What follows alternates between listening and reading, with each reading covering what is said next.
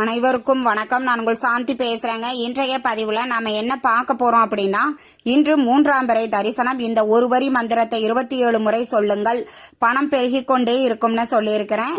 அப்படி என்ன ஒரு மந்திரத்தை நம்ம சொல்ல போறோம் அப்படிங்கறத பற்றி இந்த பதிவுல நாம தெளிவாக பார்க்கலாம். வாங்க வீடியோக்குள்ள போகலாம். இப்ப பார்த்தீங்க அப்படின்னா, இன்றைய தினம் 3ஆம் பிறை தரிசனம். ஆடி அமாவாசை முடிந்து நம்மளுக்கு வரக்கூடிய இந்த 3ஆம் பிறை தரிசனம் ரொம்ப ரொம்ப சிறப்பானது. யாருமே தவற விட்டுறாதீங்க. இப்போ பார்த்தீங்க அப்படின்னா, நம்மளுக்கு இந்த 3ஆம் பிறை தரிசனம் அப்படிங்கிறது சனிக்கிழமையோடு நம்மளுக்கு வருது.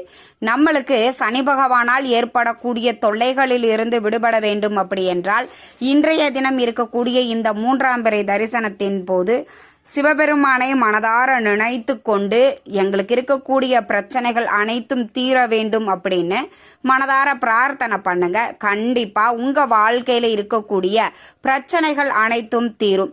ஏமா நாம சந்திர பகவானை தானா வழிபாடு செய்ய வேண்டும், ஏன் இந்த 3ஆம் பிறை தரிசனத்தின் போது சிவனை நாம வழிபாடு செய்ய வேண்டும் அப்படின்னு நிறைய பேருக்கு ஒரு கேள்வி இருக்கும். இப்ப சந்திர பகவானுக்கு அந்த சந்திர பகவானின் அந்த 3ஆம் பிறையைத்தான் சிவபெருமான் தன்னுடைய தலையில சூடி இருக்கிறாரு.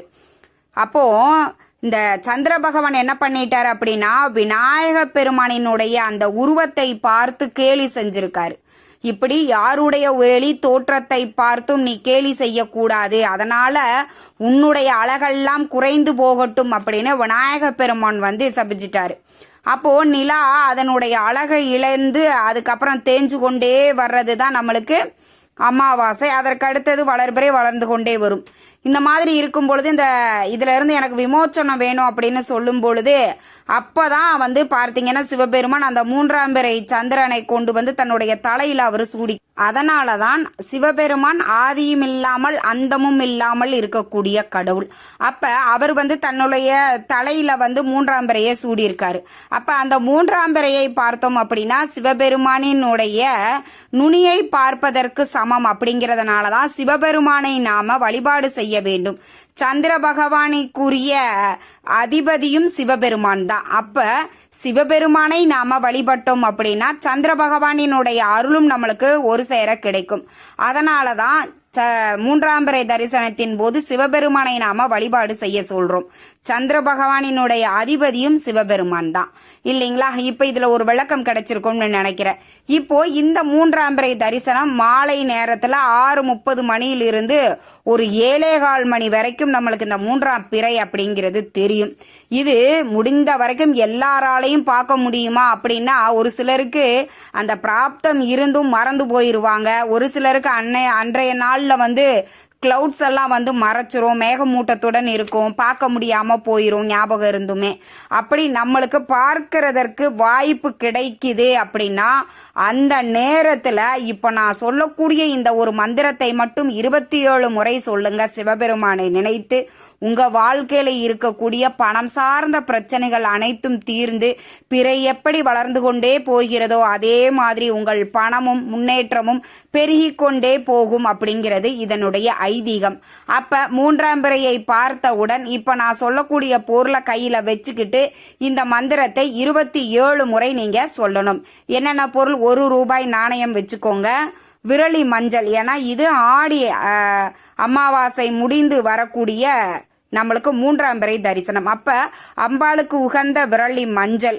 அடுத்தது சந்திர பகவானுக்குரிய பச்சரிசி. இந்த சந்திர பகவானுக்குரிய தானியம் அப்படின்னாலும் அது பச்சரிசி தான். அப்ப பச்சரிசியை கொஞ்சம் எடுத்துக்கோங்க. அடுத்தது சந்திர பகவானினுடைய சக்தி வாய்ந்த மந்திரம். இது எல்லாமே உங்க வலது கையில வச்சுக்கோங்க. வச்சுட்டு அதை நீங்க என்ன பண்ணணும் அப்படின்னா, நான் சொல்லக்கூடிய இந்த மந்திரத்தை 27 முறை சொல்லுங்க.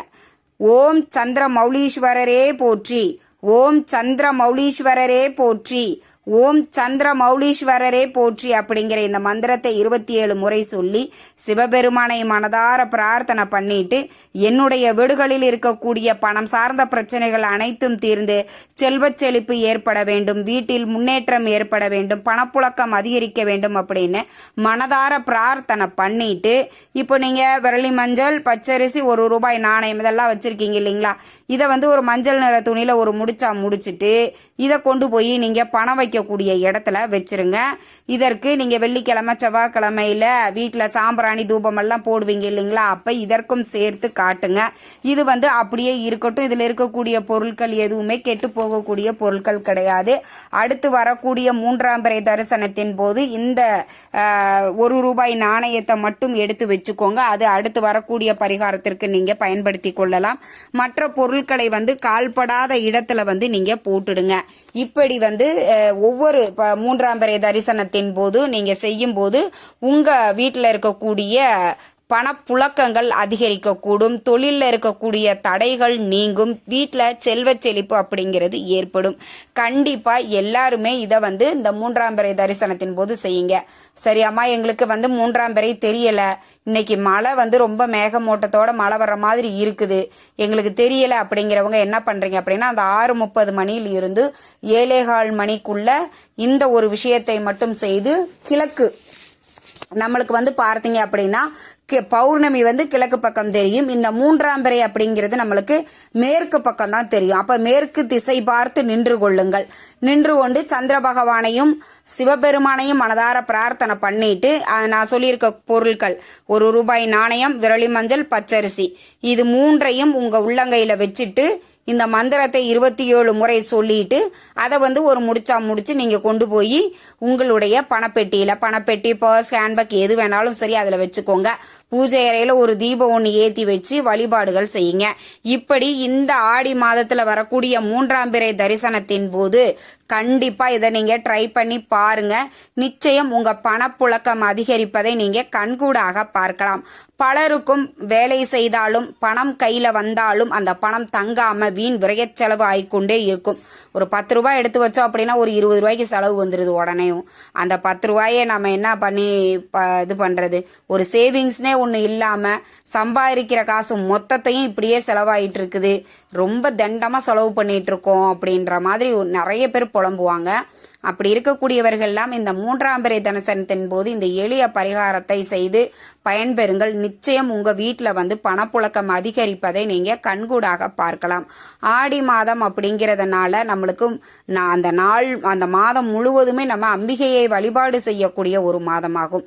அதுல சிவபெருமானையும் நாம வழிபாடு செய்யும் பொழுது நிச்சயம் அம்பாளினுடைய அருளும் நம்மளுக்கு பரிபூர்ணமாக கிடைக்கும். நீங்க இதை செய்யும் பொழுதேவும் இதெல்லாம் நடக்குமா, இதெல்லாம் நம்ம பணம் இதனால நம்மளுக்கு பணம் பெருகுமா, வேலைக்கு போனாதானே பணம் அதிகரிக்கும் அப்படின்னு நிறைய பேர் சொல்லுவாங்க. அப்படி இல்லைங்க, நீங்க வேலைக்கு போனாலுமே அந்த பணத்தை நம் கிட்டையே தங்க வைக்கக்கூடிய ஒரு விஷயத்தை இந்த பரிகாரம் செய்யும். அதனால கண்டிப்பா நம்பிக்கையோட செய்யுங்க. நிச்சயம் உங்களுக்கு பலன் கை மேல கொடுக்கும்.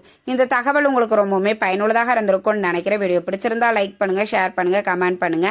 இந்த பதிவை உங்களுடைய உற்றார் உறவினர்கள் நண்பர்களுக்கும் ஷேர் பண்ணுங்க, அவங்களும் பார்த்து பயன்பெறட்டும். நன்றி, வணக்கம்.